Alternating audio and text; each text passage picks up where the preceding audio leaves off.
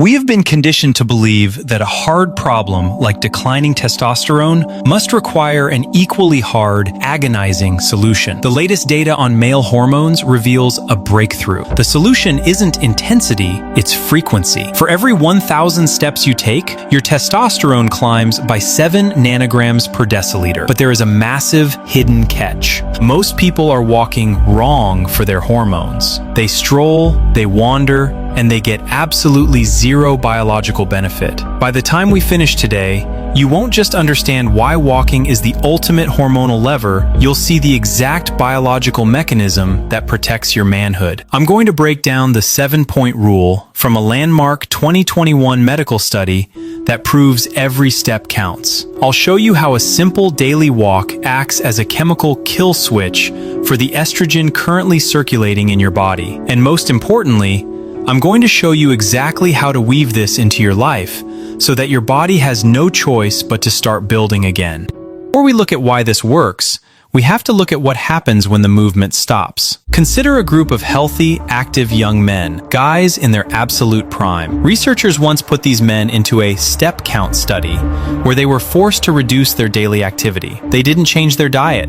They didn't deprive them of sleep. They simply told them, stop moving. They capped their steps at roughly 1,500 a day, essentially mimicking the lifestyle of the average modern office worker who goes from the bed to the car to the desk. The results were terrifying. In just 2 weeks, these healthy men saw a massive drop in their insulin sensitivity. Their bodies started storing fat at an accelerated rate. But the most shocking part? Their testosterone levels plummeted. Their bodies, sensing the lack of movement, essentially decided that reproductive mode was no longer necessary for survival. They shifted into hibernation mode. Then, the researchers reversed it. They told the men to start walking again. Just walking. No heavy squats, no sprinting, just normal daily movement. Within days, the metabolic markers began to flip. The testosterone levels started to climb back up toward their baseline. This study proved one undeniable fact. Your body views a sedentary lifestyle as a biological emergency. When you stop moving, your testosterone doesn't just dip, it gets suppressed. But that was just about what happens when you stop. The real aha moment came in 2021, when researchers released a bombshell study using data from the U.S. National Health and Nutrition Examination Survey. They looked at hundreds of men, tracking their exact step counts and their blood hormone levels. They didn't just find a link, they found a mathematical formula. They discovered that for every 1,000 additional steps a man took per day, his testosterone levels increased by 7 nanograms per deciliter. Let's do the math on that. If you're currently sedentary, taking only 4,000 steps a day, and you bump that up to 10,000 steps, that is a 6,000 step difference. That is a potential 42-point increase in your baseline testosterone just from walking. But here's the scary part of the data. When they looked at men taking fewer than 4,000 steps a day, the odds of those men having clinically low testosterone were sky high. When they compared them to men taking over 8,000 steps, the active men had a 90% lower risk of having low T. Simply moving your body removes 90% of the risk of crashing your hormones. To understand why such a simple act has such a drastic effect, we have to look at the cortisol seesaw. Think of your hormone system like a bank account with a very strict budget. Your body uses the same raw materials, specifically cholesterol, to make both testosterone and cortisol. It cannot make an unlimited amount of both. It has to choose. Imagine you're at work and your boss drops a massive deadline on your desk. Your heart rate climbs, your jaw clenches, and your body pumps out cortisol. In that moment, your body says, "We need to survive right now. We don't need to thrive or reproduce." It steals the raw materials meant for your testosterone and uses them to build stress hormones instead. This is known as the cortisol steal. Walking is the ultimate antidote to this theft. When you engage in steady, rhythmic walking, you induce a state in the brain called optic flow. As the world moves past your eyes in a predictable rhythm, the amygdala, the fear center of your brain, actually quiets down. Walking literally lowers the volume on your stress response. While high-intensity exercise like sprinting actually raises cortisol temporarily because it is a physical stressor, walking lowers it. By walking, you are telling your body, "We are safe. We are not under attack." When cortisol drops, You free up those raw materials and give your body the resources it needs to start producing testosterone again. However, the cortisol steal isn't the only enemy. We also have to talk about the physical structure of your body, specifically the fat around your midsection. Not all fat is created equal. The fat on your arms or legs is mostly just storage, but visceral fat, the hard fat that pushes your belly out, is different. Visceral fat is chemically active. It acts like a parasitic organ that produces an enzyme called aromatase. Imagine you are working hard to produce testosterone,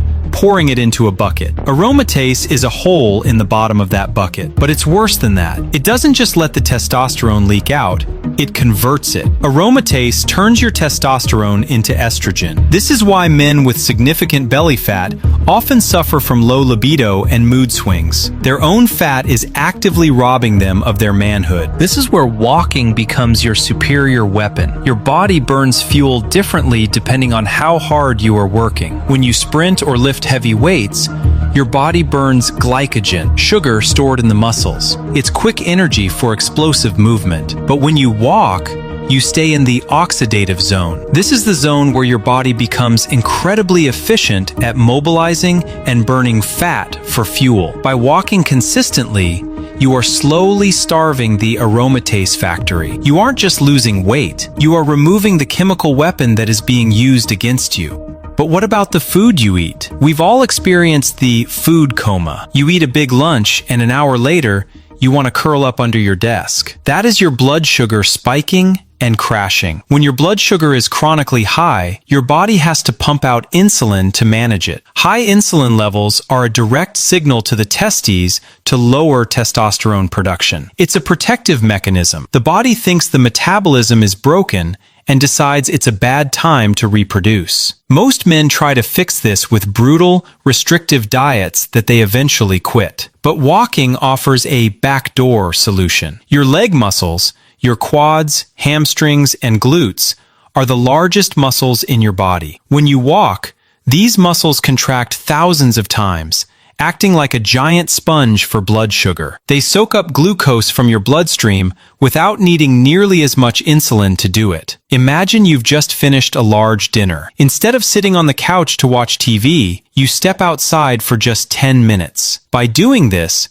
you blunt the blood sugar spike and prevent that massive release of insulin. By keeping your insulin levels low and stable, you signal to your body that your metabolic environment is healthy, which acts as a green light for testosterone production. Beyond the chemistry, testosterone isn't just a chemical, it's a feeling. It's linked to dopamine, the molecule of motivation and reward. When you sit around all day, you feel stagnant, and your brain produces less dopamine. This lethargy feeds into a loop of low testosterone. Movement breaks the loop. Biologists talk about the winner effect. When an animal patrols its territory, explores new environments, and moves with purpose, its testosterone rises. It is a biological reward for being active. Walking, specifically brisk, purposeful walking, mimics this patrolling behavior. It releases endorphins and dopamine, which improves your mood and creates a positive feedback loop. High testosterone makes you want to move, but the act of moving makes your body want to produce testosterone. By forcing yourself to walk, even when you don't feel like it,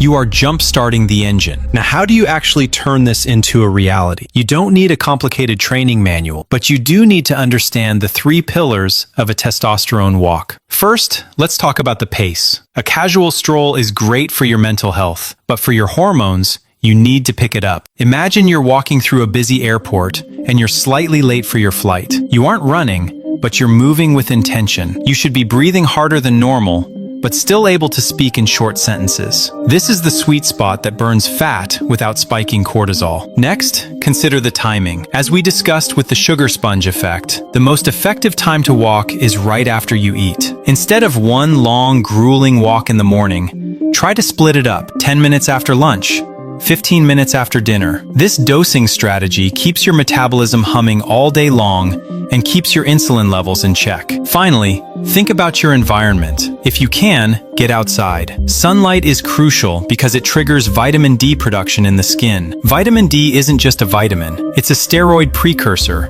a raw building block for testosterone. Walking on a treadmill in a dark basement is better than sitting on the couch, but walking outside in the sun is exponentially better. You get the movement, the stress reduction of optic flow, and the raw materials all in one go. The beauty of walking is that the barrier to entry is zero. You don't need expensive equipment, you don't need a gym membership, and you don't need to learn perfect form. You just need to stand up. If you're feeling the effects of low testosterone, the fatigue, the brain fog, the lack of drive, don't start by looking for a magic pill. Start by fixing the foundation. Your body was designed to move. When you stop moving, it starts shutting down. Walking is the signal that turns the lights back on. It clears the stress. It burns the fat that steals your hormones, and it's